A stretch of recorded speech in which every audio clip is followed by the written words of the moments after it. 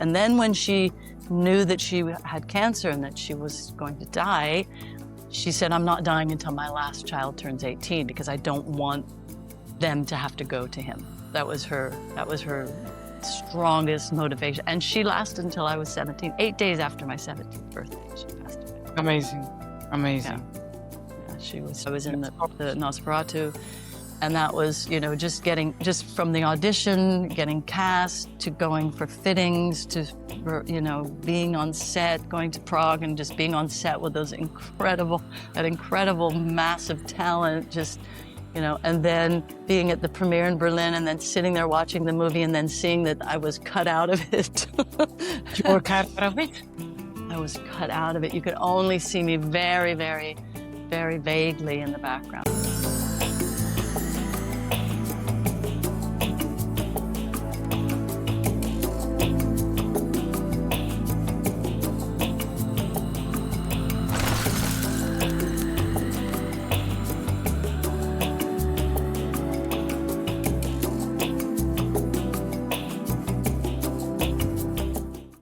Hello and welcome to Ego is Here. Today I'm joined by actress and storyteller Stacy Thunes, whose work explores identity, creativity, and the human experience.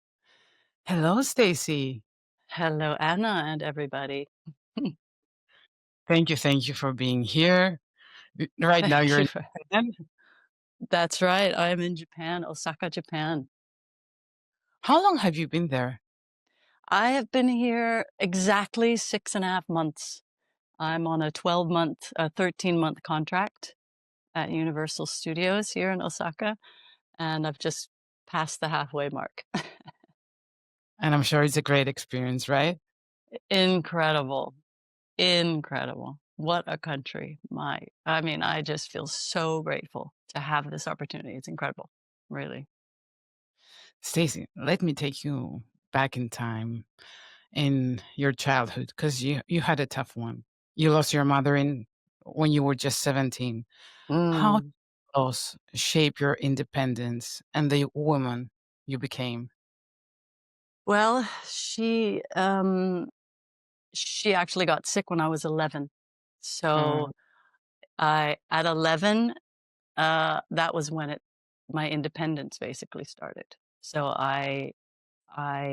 she had no time then. She was battling with her illness, and she basically left me and my brothers up to our own devices. Now, this was 70s, Northern California. You can imagine. It was pretty intense. Yeah, that was pretty intense. And yeah.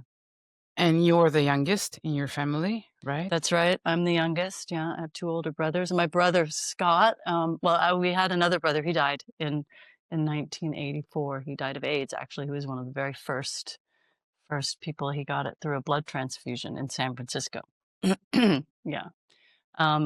So my brother Scott and I actually have the same birthday, but 1 year apart, which is, wow. Yeah, they call that Irish twins. Yeah. In one of your interviews, you know, you described yourself as a peacemaker. So how did that role influence your empathy as an actress?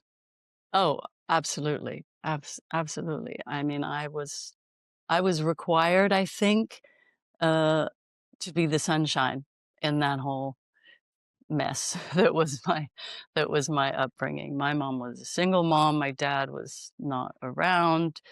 Well, he was around, but we didn't see him often. We only saw him every few weeks. They were very controlled visits. So she was basically protecting us from him. But I didn't know that at the time, obviously. So I was trying to keep peace between everybody, make sure everybody was happy. That was my big role. And my first play was when I was 11. That was when I decided, okay, I'm definitely going to pursue this as an actress. So it was the beginning at that time, because at 11, that was when I found out that she was dying. So I was able to disappear into that. So it was your way out, in a way. Oh, absolutely. Yeah. Yes, definitely. And You've described yourself as uncontrollable and wild in your youth,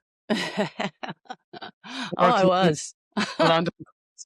What did you think you were searching for during those restless years? Well, I was searching for well, attention, obviously, definitely attention, but I think I was actually looking for, approval. Someone to tell me I was doing okay, that I was fine, but that never came, so the search just just kept going far and wide. Isn't that what we all chase in our lives? I think we do. I think we all at to some extent. Exactly. Yeah, for sure. If we haven't gotten that from the beginning, we haven't gotten that approval and that care and nurturing, and obviously a lot of us haven't, you know. Yes, yes. At least the attention we wanted, because Yes, yeah, yeah. and And we do you think need. that need came from your relationship with your father, that he wasn't around? Was that the main? Yes. Well, it was complicated because there was abuse situations in my family with my father, me and my older brother. My my brother Scott was basically spared. My mother really protected him, I think. She saw in him a very sensitive soul, and she had a deep connection with him. Um, and we were sort of me and my older brother were sort of yeah, I don't know what I don't know. I still can't figure out what she was thinking, but she definitely kept us away from him. So when I was 4, that's when they split up, and she Mhm. definitely made it a point to keep us away from him, just with very controlled visits. And then when she knew that she had cancer and that she was going to die, she said, "I'm not dying until my last child turns 18 because I don't want them to have to go to him." That was her strongest motivation, and she lasted until I was 17. 8 days after my 17th birthday, she passed away. Amazing, Yeah, amazing. yeah, she was strong. Were you able to get you to know your father better? Did you have time with him? I did. My father was an alcoholic, and he was always up for a good time, and when my mom died, I was then free to do whatever I wanted. And I went to London, and I spent 3 years well, first of all, I went to LA, and then I went to London. My dad would come and visit me in London, and because he loved it there, and we spent quite a long time, several years, uh, partying together, basically. Mm. Spent a lot of time partying together. Crazy situations. Yeah.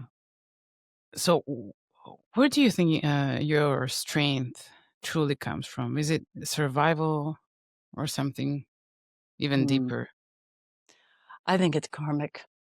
I don't know any I mean, anybody who has to go through l that kind of thing and worse at a young age must have something in another life or a connection with those people.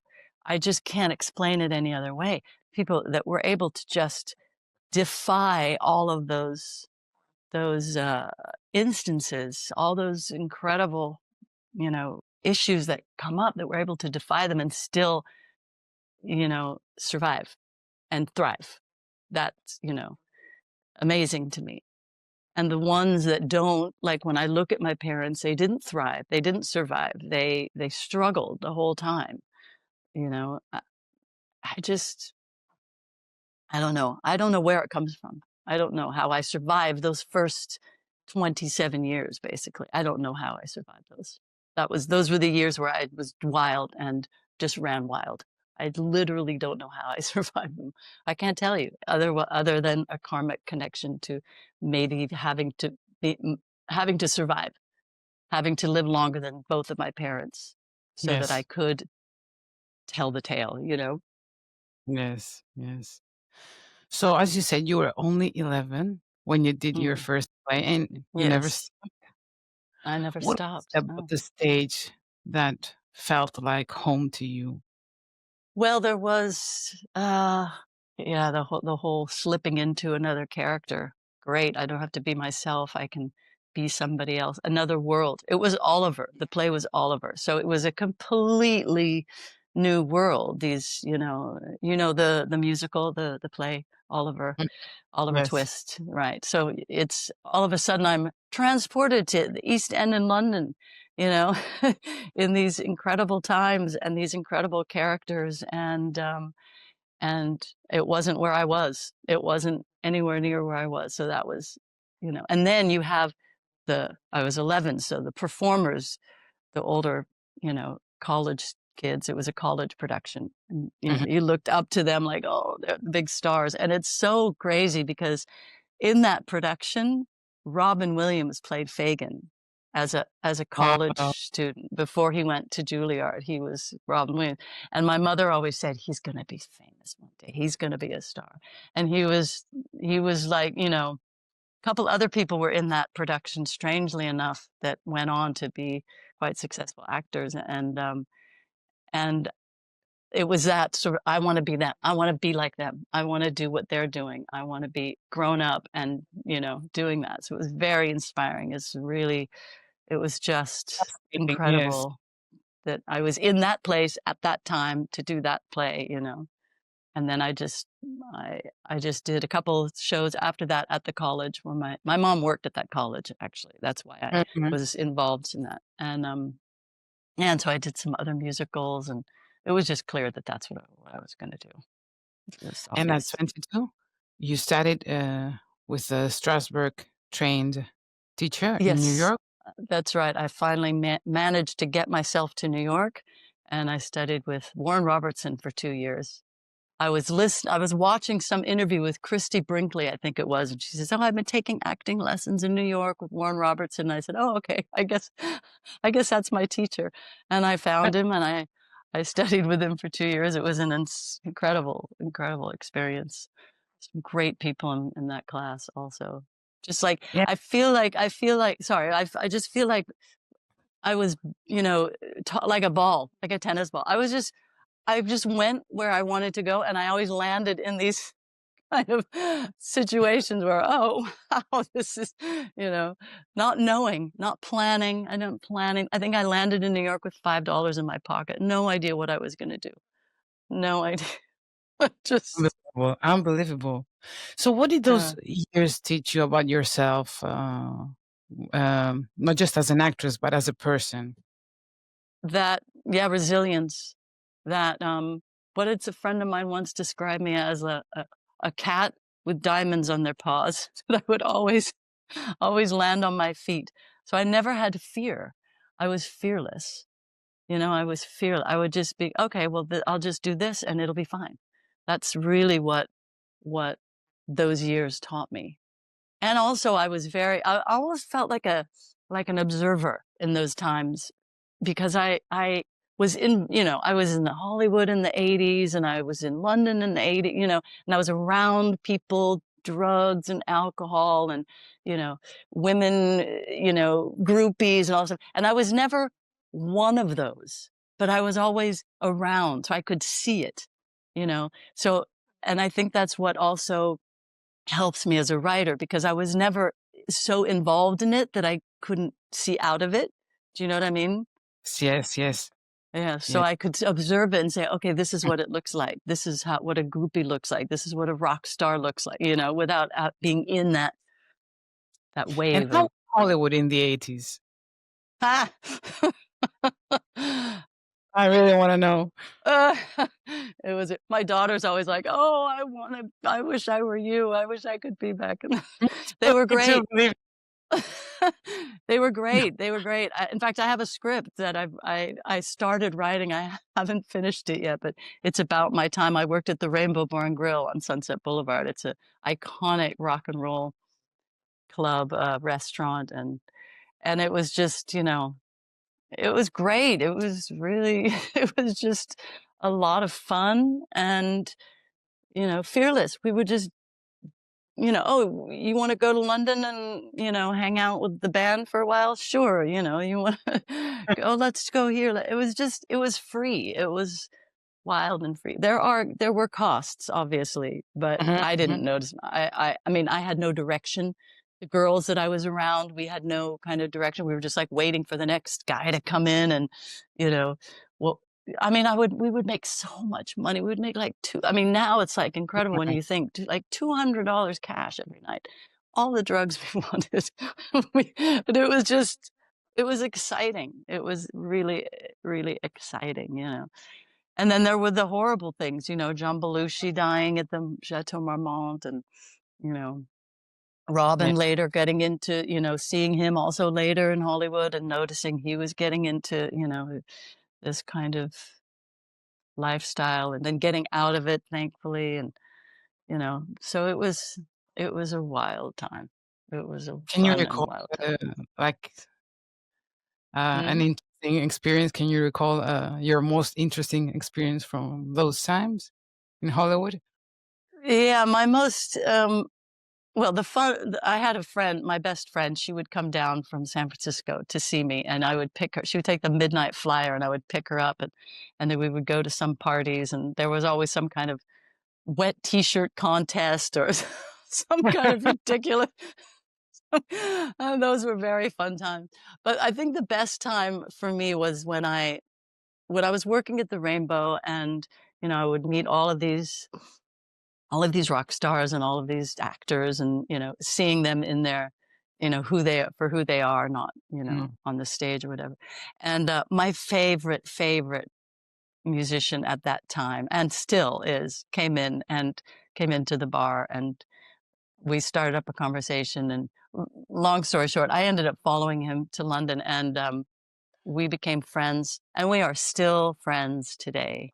And that makes me feel like that those were not wasted times. That was an amazing, to be able to do that. Just like I was saying, the tennis ball, oh, well, I'm here. yes, Oh, I'm just yes. going to go to London. Oh, I'm going to, I don't even know how I did it financially. I have no idea, but I was, I just, live there, work in a clothes Yeah. store in Covent Garden and, hang out. And it was quite impressive. So that was a great experience to just be at the right place at the right time and, have that opportunity to build a friendship like that. Yes. And you've said that acting classes felt like therapy. What Oh was yeah. the most Yeah. powerful lesson you discovered through sense memory and character work? Mm. Well, with Warren, it was really intense because he was also into Bhagwan. Do you know Bhagwan? The Osho, he's called now, I think. He used to have this, Of course, yeah, yes. yeah. And so at that time in the 80s, in the early 80s, um, it was very much like breaking out. Everybody was into it, and they were doing all of these dances and the movement and wearing the orange and things like that. And he was really into it. He was really so he would incorporate that into our lessons. And so I learned, about being free. You know, Mm.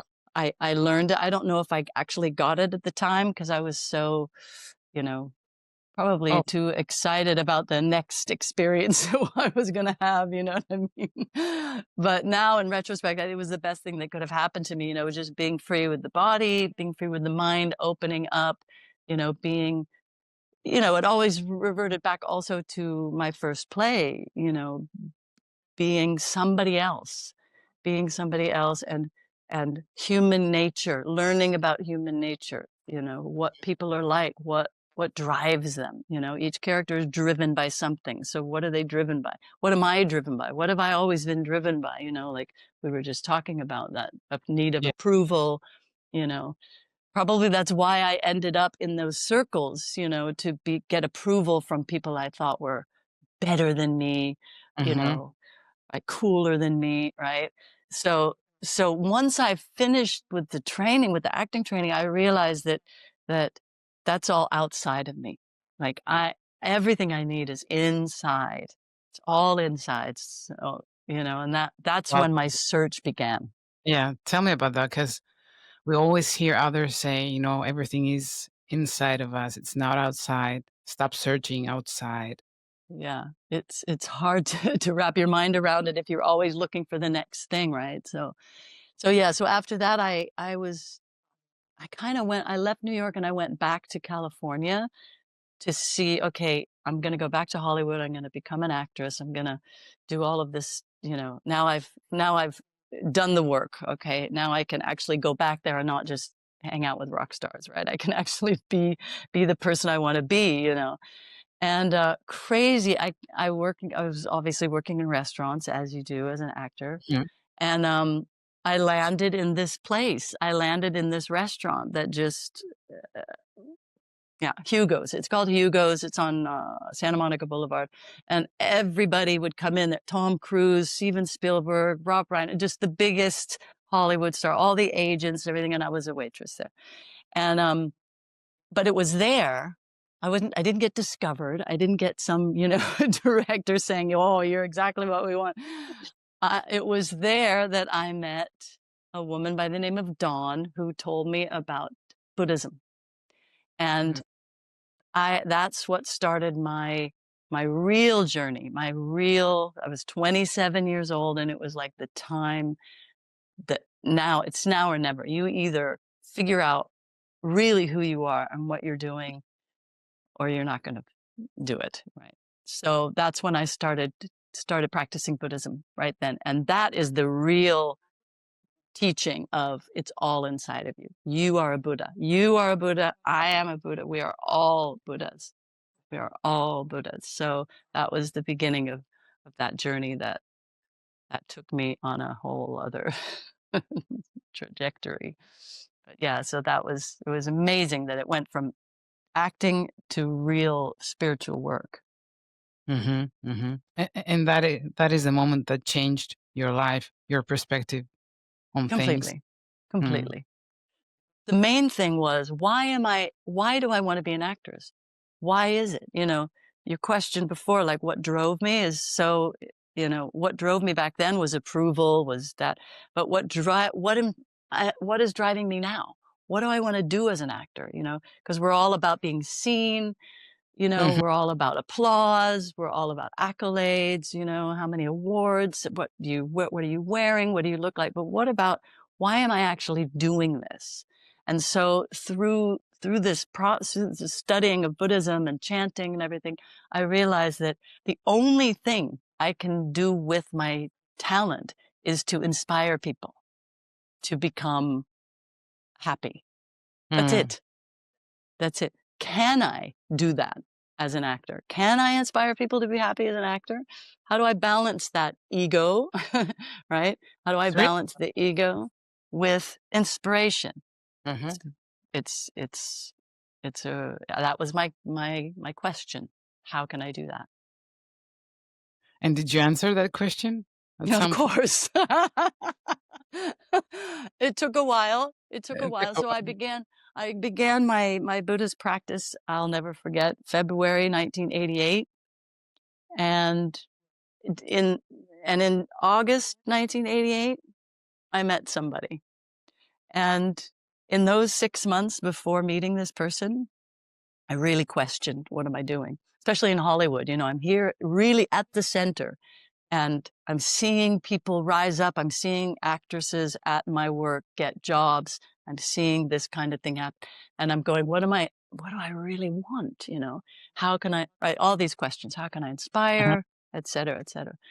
And then I met a man, saw him come into the restaurant and said, this is the man I'm going to marry.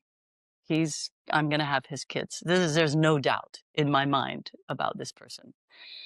And so, another long story short, I won't get into the whole romance thing, but that was August. And in December 1988, I was living in Germany. What a life. He was a theater director. He is a theater director. He and his family just came to visit me here in Osaka, which was amazing. Yeah, he's a theater director, so he was working at a theater in a small town in Germany, and I just like, I don't care. This is going to mean something for my life. So basically, we got married, and then the wall came down. And this is where I finally see how I can inspire people with my work. The wall came down. He got a job in a theater in the former East Germany, in a Hmm. place called Schwerin. And we moved there, and we lived there for 15 years. And it was right when the wall came down. So, um, yeah, maybe you understand the mentality, the former Eastern Bloc, it's a Of course, very, it's of a course. very, I'm from Hollywood and I come to this place. It wasn't, did you ever see that movie, The Lives of Others? Yes, yes. That was my life. That was my life. That was the theater life of you know, he was Stasi. He was, it was just, it was incredible. And so, yeah, so there I really had to pull everything out of me that I had to, because I couldn't speak German well enough to Hmm. act. Hmm. And the Germans are also really strange. But I can speak fluent German now, but I still can't work in Germany in German productions. They're just no. But I did get, I started to write screenplays. That's when I started to write because well, if I can't act, then I got to write. And so I was writing, I wrote my first screenplay and, yeah, direct a big TV star or movie star in, Germany. I sent it to him. He loved it. He wanted to make it. Then Steven Spielberg called him and he went to Hollywood. So that never happened, but it encouraged me to keep writing. And then Of I course. got a job at the theater. I got a job at the theater doing crazy stuff, just like, yeah. So I ended up there 15 years, and then had my daughter there, and so it was in that time that I really learned how to, in a small town situation with knowing nothing about this East, socialist Hmm. mentality, and finally becoming, somebody that people recognized and knew and drew inspiration from. Well, I also had many people start practicing Buddhism there because they were hungry for some kind of direction, So it was all very, very wonderful. And then we split up and then on to the next. On to the next.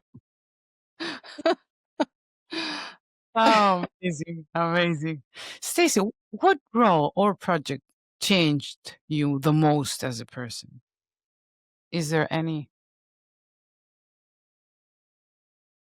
It's hard to say because it's been so sporadic and such a long, you know, I think maybe the last production that I was on did a lot for me in many ways. Just the work itself and just the whole process. You probably know I did Nosferatu. I was in Of the course. Nosferatu, and that was, just from the audition, getting cast to going for fittings to, being on set, going to Prague and just being on set with that incredible massive talent, just, and then being at the premiere in Berlin and then sitting there watching the movie and then seeing that I was cut out of it. You were cut out of it? I was cut out of it. You could only see me very, very, very vaguely in the background. Yeah, it was so disappointing. Did you know that when you went to the premiere? My No. God, that Yeah. that must have been really difficult. Yeah. It was really horrible. And the thing about it was, you I was on set for 4 days. I had this elaborate costume. I had my own trailer. I was treated like an equal with everybody. And I was seeing that I just was so okay. Granted, my character didn't have a lot to do to move the story forward. So, so it was like, okay, I can understand the director not doing it, but I was at that premiere with the director, with Chris Columbus, the producer, with all the stars. Not one person said anything to me afterwards when I saw them at the party afterwards. Not one of them said, "Hey, sorry," that the director didn't come over and say, "Yeah, I'm sorry." That shocked me. That I mean, I know Hollywood is tough, but man, when you're treated like that and, you're building up, it's building up. That movie was such a build up, and I was telling all Mhm. these people about it, and then they're like, "I went to see it and I couldn't find," it's just, Oh, no, it was, that's disappointing. so Yeah. of It breaks course your I, heart, yeah.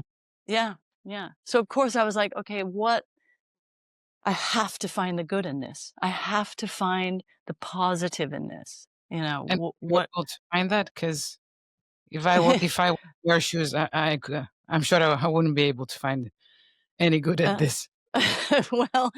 well, I mean, I have a picture of, um, on my IMDb, this group picture we took. I happened to be in that picture. My agent at the time pushed me into the picture, but nobody ever used it. And I see myself with those people, in this photo. So it's like, okay, this is not a far off dream. I worked with those people, so it's not some dream. But what I really found in that was I am not doing any more small roles. I'm not doing Mm, any more 3-day shoots. I'm I'm I'm a leading or at least a character actor. And that was the moment where I said, no, that's not going to happen to me again. I'm not going to just I've done a bunch of little roles in big movies and they've been fun and they've been great experience, but I'm not doing that anymore. mm. Just decided I'm not doing it anymore. And then Well, I didn't work for 2.5 years. I didn't work at all. So that determination evidently, I mean, I got small auditions coming in, but I didn't book them. I don't know how many exactly. auditions I had, maybe 20 in 2 years, one after the other. Commercials, nothing booked. Nothing. And then Mm. I got this job at Universal, which is basically came from, Yes. yeah. So yes, I found the positive for me in there, to make that determination. Stacy, you dislike the word rejection in acting. You said that in one of your interviews. Yeah, I don't see it as rejection ever at all. And No. how do you see it? How do you look at those moments when it all doesn't come your way? Um, there are so many factors to that. I'm, you know, I'm too tall, I'm too short, I Mm.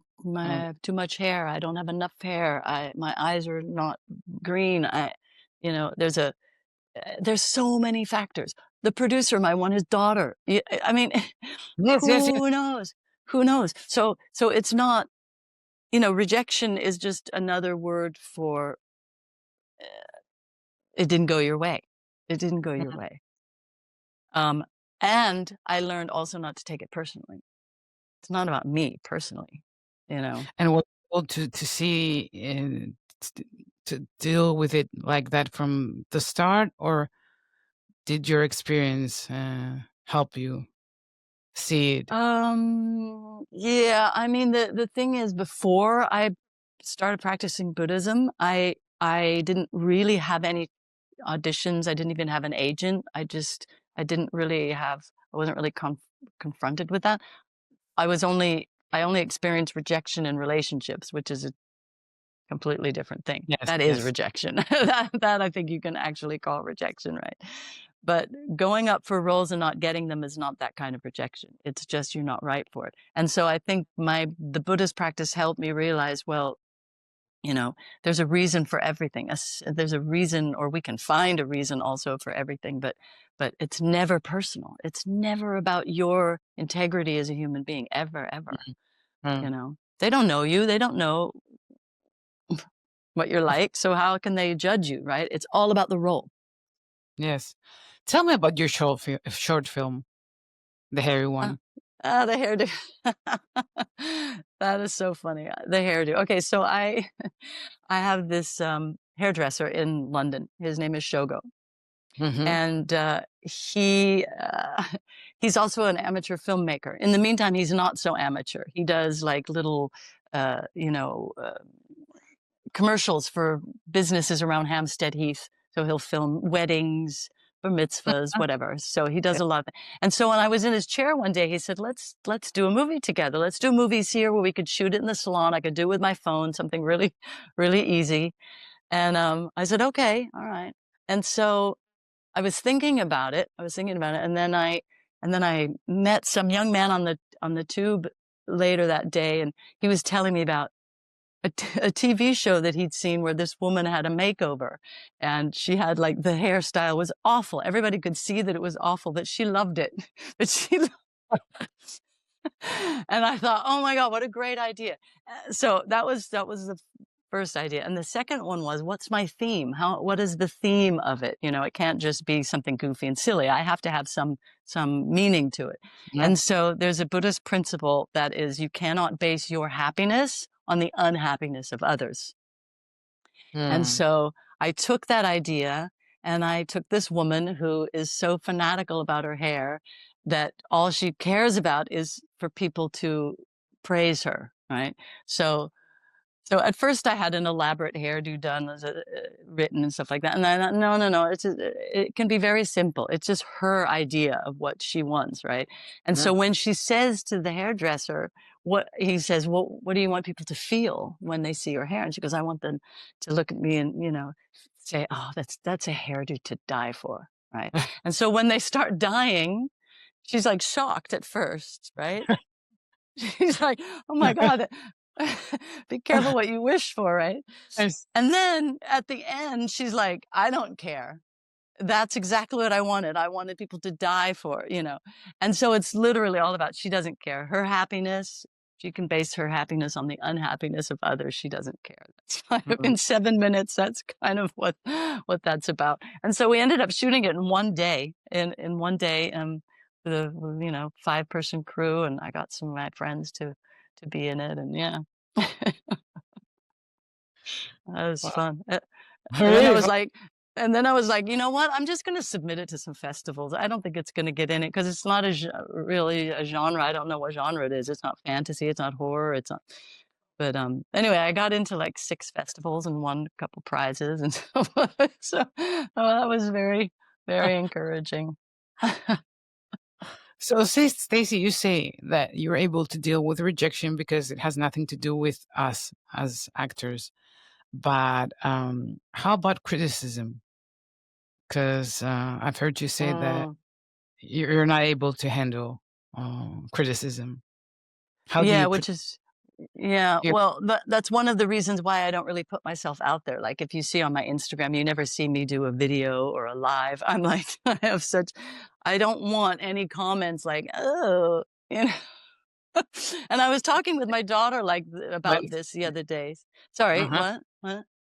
What What? is it that the comments that Oh, well, I've never gotten any comments because 'cause I've never put you know, I just see other people get comments, and I'm like, "Oh my god, I don't" you know, just even though I know it's not even though in the meantime, I know they're all bots or whatever. They're just, you know, but I was talking with my daughter about this because she does them. She does them sometimes, and she does them really like she's really authentic. She wears no makeup, and she's just like she's kind of goofy and stuff like that.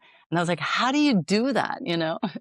She goes, "I stopped doing them. I stopped doing." I said, "Why? Were you getting criticism?" She goes, "No, nobody ever said anything bad at all about them." I said, "Well, why?" She goes, "I don't know. I just," and that's kind of how I feel. Like even if somebody doesn't say anything, I don't know. But that's one of the reasons why I thought that was so incredible that you contacted me, because I have such an issue of being seen.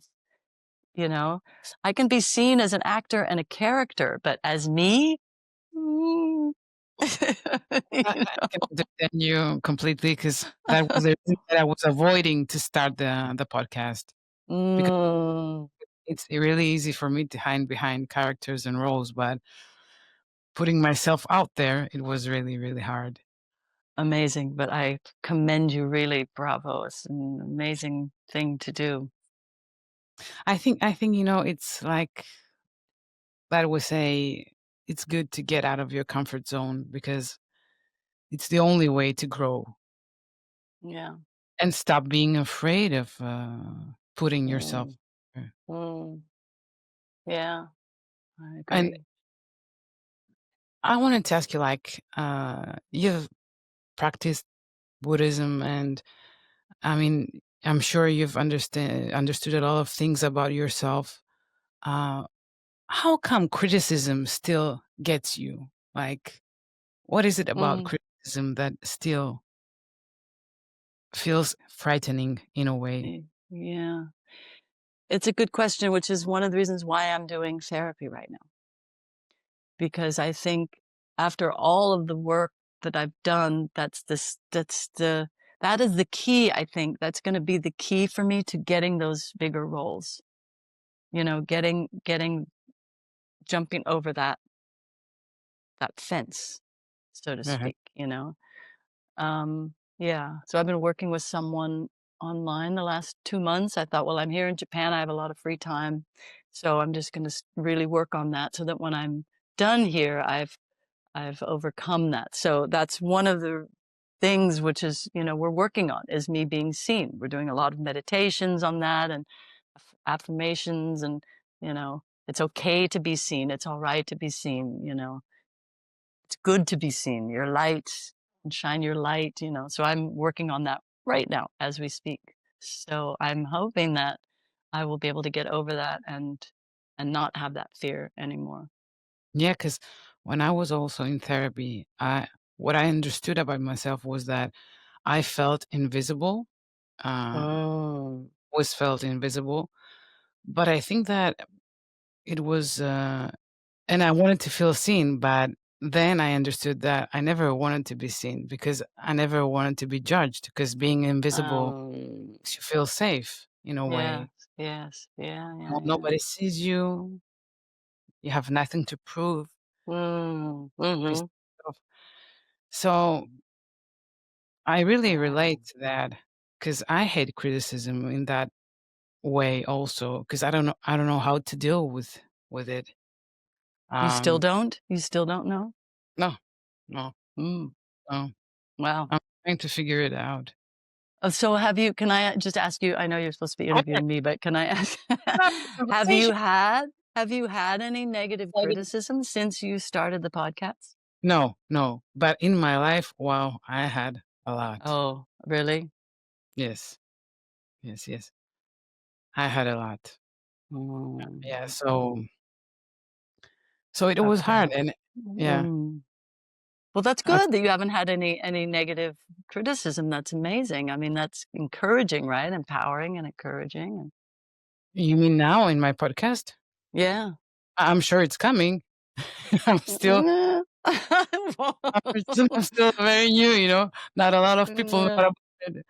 Uh, once Yeah. they do, I'm sure I'm gonna have a lot of bad criticism, but Mm, I don't know if I really care. yeah.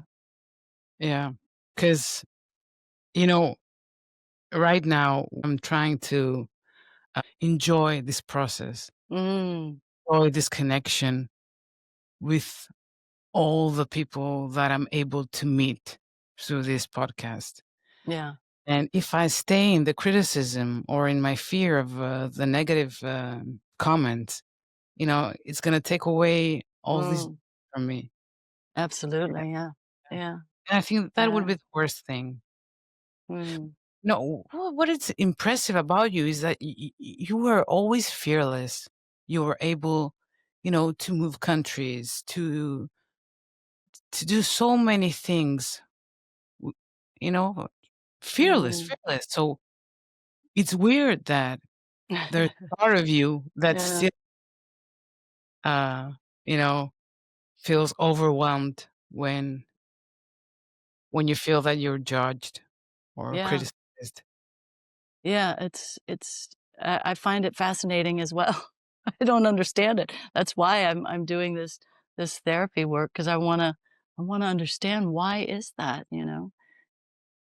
Because I've never gotten any criticism for the thing. I mean, sometimes I've lost a couple of friends, like, they don't understand why I move around and why I do this and why Mhm. I choose certain relationships, but then to me, I'm like, "Good riddance.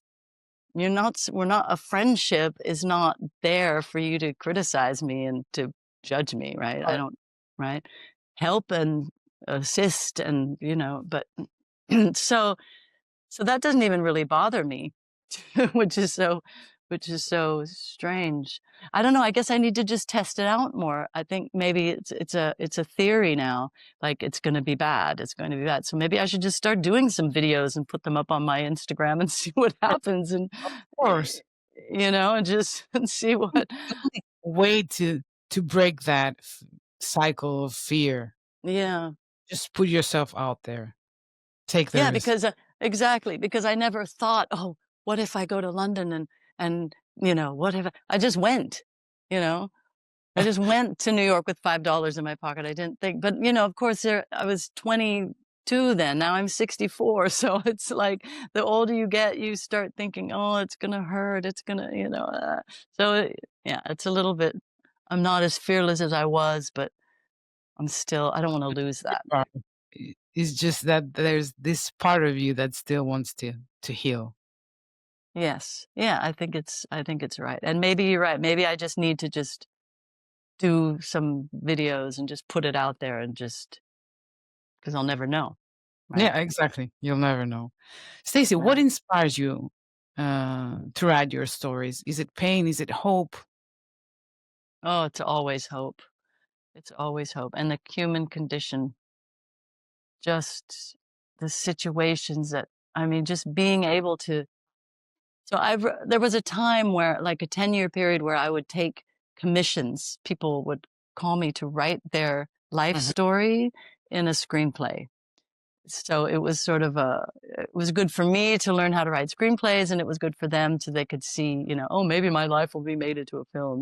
But it was, and they were all so completely different. And what inspires me really is about the differences of people, the different situations and the different countries and the different languages and the different customs, and the core of all of them. All of them is the same thing. There's nothing different. And so that's so fascinating to me Mm, to get right back to the same point in every story, which is we all just want to be happy. That's it. yes, And exactly. every obstacle that comes our way is just another, chance to reach that happiness that is right here within us. So all of these incredible, obstacles and challenges that people have, how do we be happy in the middle of them while we're living them instead of waiting for some, you know, like you see, it always really inspired me too as a kid when you would see the poorest of the poorest kids splashing around in puddles, having the best time, right? Mhm. That was always like, and then you see on TV, oh, but you can't be happy unless you have the latest. That was always for me as a kid, wow, that's such a disconnect. And so that I think inspires me to Mm, just keep trying to, bring that message out into the world. We are all we need. We yes, are all we yes. need. So you thought of becoming a psychotherapist, but left the program? Yes. That's really uh, Yes, I did. I did when I was, yeah, I took a psychotherapy counseling course in England a few years ago, and I just I f- didn't finish it. I did the first year. That was when we were doing hypnotherapy, which I found really interesting. So I did get a certificate. I'm a certified hypnotherapist, um, which is great, which is a great tool to have. Um, but I just didn't think that was a way I could inspire people because I just, I don't know, to be honest, I think I just didn't want to have a career where I just sat and listened to people's mhm, problems all day. And yes. the thing is that the hypnosis that really interests me and the therapy that I'm doing now, which is we rarely talk. He's an intuitive therapist, so he can feel, he knows kind of what I need to work on. He knew right away that I had an issue with being seen. And, yeah. And so that really interests me. That kind of therapy really interests me. Didn't want to talk, didn't want to rehash all that old, stuff. Dig And and all yeah, the wounds and yeah, yeah. not interested in doing that anymore. So yeah, I didn't think I had the enough patience and enough wherewithal to do that for people. You know, I still think my writing and my acting, that's my way. That's my way. Yes, yes. But what is your opinion on psychotherapy? Like, in the Hmm. way that it's been done? Well, I mean, you have the classic analyst or, Mhm. the guy's on the couch and the therapist is making notes and, you know, and they're in therapy for years and years and years and years and years. Well, and they do the same things that they were doing. They never, become Why do you think whole. it doesn't work? Because for me, it didn't work, but why do you think? What's your opinion? Because I don't think that you can drag all of those childhood experiences with you your whole life.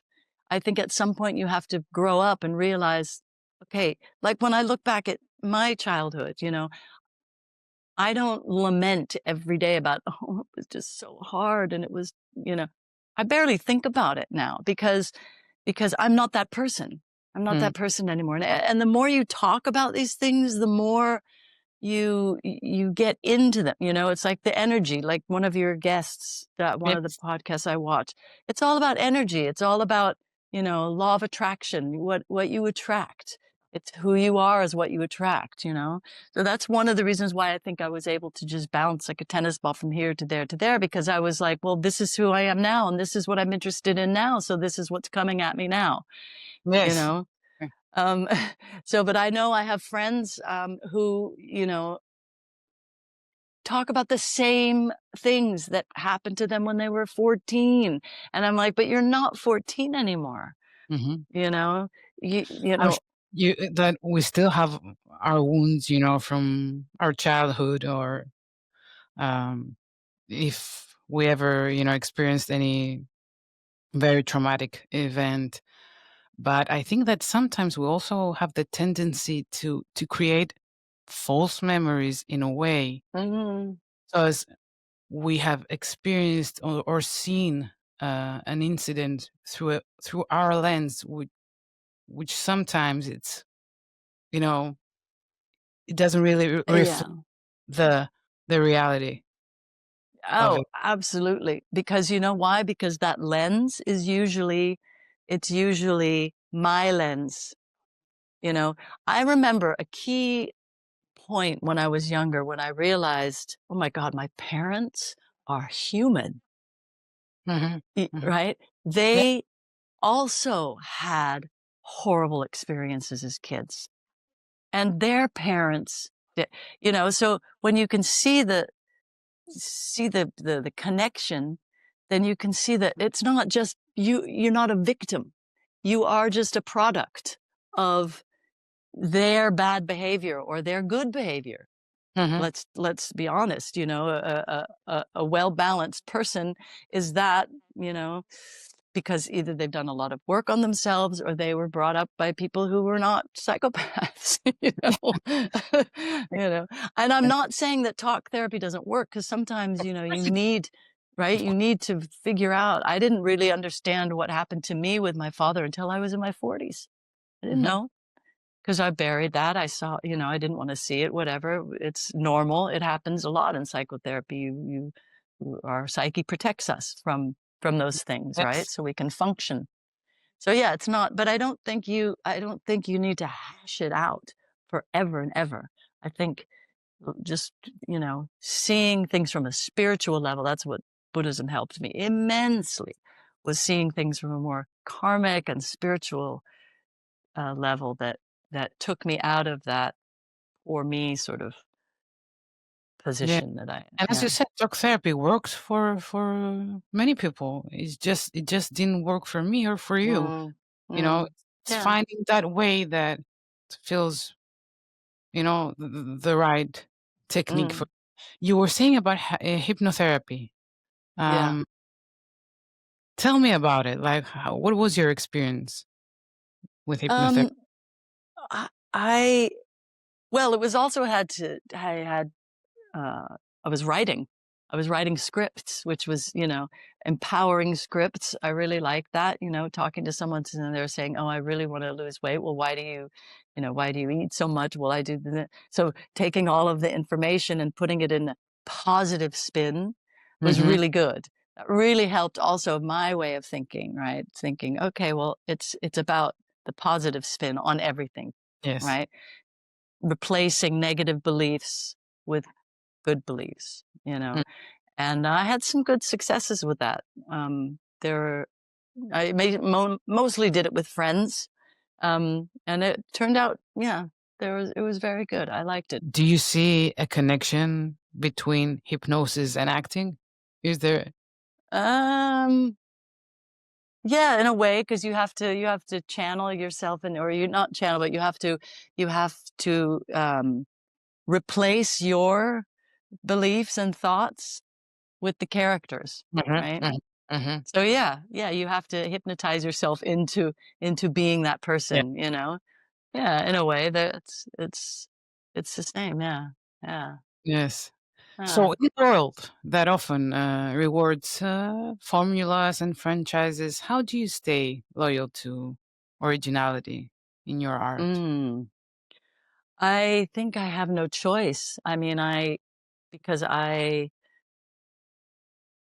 decided a while ago I wasn't gonna get any work done on my Mhm, face, so that automatically puts me in a whole different thing, category, whatever. So there's yeah, and plus I've never ever really wanted to be in that world because it's so inauthentic. I, you know, when you're around those people so much, especially when you're working in restaurants, you see a side of people that I don't know. The outside, oh, this person is so great, and you're like, I don't know, or having relationships with someone who's a prominent person. You could just see, you know what, this is all just so fake, and so I've never really been interested in that.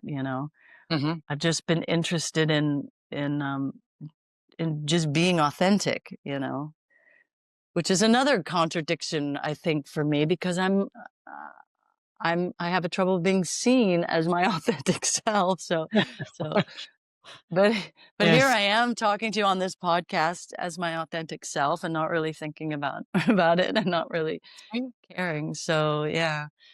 But yeah, I've always been for the underdog, always. Never cared about any of that stuff. Mm. Although it was kind of cool when I was doing Killing Eve and there was some magazine that had a picture of me wearing Veja tennis shoes, sneakers, and there was like Stacy Thunes wearing Veja sneakers. I was like, oh, I'm a fashion icon for 5 minutes. Ah, yes. That was funny. I was like, wow. So, Stacy, you've lived through personal loss, change, reinvention. What really gives you hope today? Yeah, that's a good question because I don't have a lot of it. You I mean, don't. I have it. I do, but it's just so hard. I mean, you have to stay within yourself because if you look out there, it's a mess. It's just a mess, and it feels like it's getting messier and messier, Yes. and Yeah. Mhm. and people are just not doing the right thing. I mean, people are. When I look, I'm hopeful that there are people, but our governments are so corrupt, especially you're in the EU and in Western world, they're so unbelievably greedy and corrupt that I just don't know I have an American passport. I spend a lot of time in England and I live in Germany, right? Three countries that are like the worst, corrupt, greedy. It's just, and I'm like, where am I going to disappear to? I have This to live in this society. Yeah. So it's really hard to get. But being in Japan, I have to say, helps because I'm away from that. I'm in a bubble. I'm working at a theme park. I'm playing a character every day. I'm so grateful that I get to act every day and get paid for it and to be in this amazing country and so I'm really grateful for that. So it gives me a lot of hope. And I'm here. It's another 6 months, and so I hope that in 6 months everything changes in the world. So when I come You back, never it'll all know. be different. You never know. You So don't. if your life story were a film, what would be the closing scene you'd want the audience Uh, to remember? oh, um, I think the closing scene would be me like at 105 with my daughter and my grandkids walking with me along the beach. I think that's Yes. probably, yeah. I mean, I've promised her I'm not going anywhere, and she's like at least 95, At and least, at least, of at course. least, yeah. Yeah. So, and I have a friend. We have a family friend. She died at 106, and so we're all like, "Let's be Oh, like Lily. Let's be like Lily." Yeah. So everybody be yeah, yeah, yeah. Yeah. So when you write or perform, was there ever a time that you discovered something really powerful about yourself uh, that you never thought that you would discover? Oh, Like through your acting and through writing, was there an aha moment? Like, well, yeah. I think the for both of those things is that I just knew I couldn't give it up. Like, I can't imagine just going, so many of my friends who I started out with acting, they've all given up. All of them, literally all of them, because they got, married or they did something. I'm not judging it. I'm just saying they yes, just, yes, it, yes. it wasn't a passionate enough. But through every time I finish a script, for example, I'm like, I did it. I finished it. I never finished anything in my life before I was 27. I never started so many things, never finished. So the big thing for me is getting a script finished. I don't even care if it gets made. To be honest with you, Anna, I don't even care if any of them ever get made.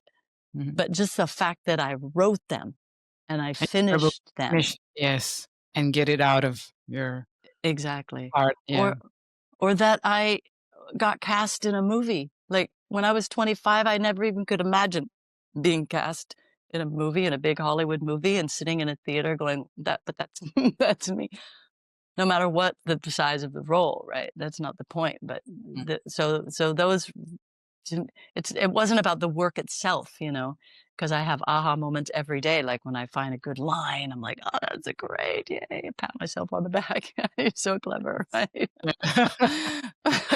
Or if I Oh, find that moment in the acting, it's like, wow. But then I found, I had those moments, and then they in Nosferatu, and they cut me out. So, so it doesn't matter.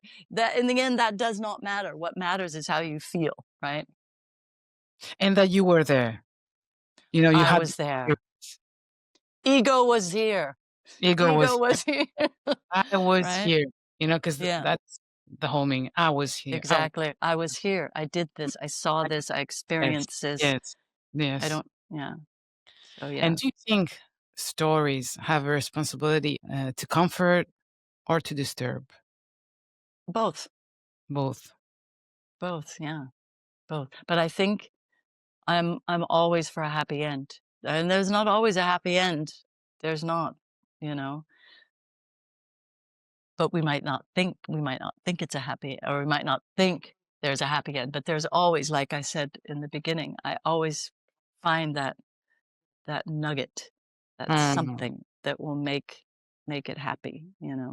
yes. Like I Yeah. think about all the people, like let's just say your child was hit and run by a drunk driver, right? All these mothers that got together and started this, MAD, Mothers Against Drunk Drivers. This was a big movement in America to get more laws, to get, this is a simple analogy, but it's Mhm. finding the good in something bad, right?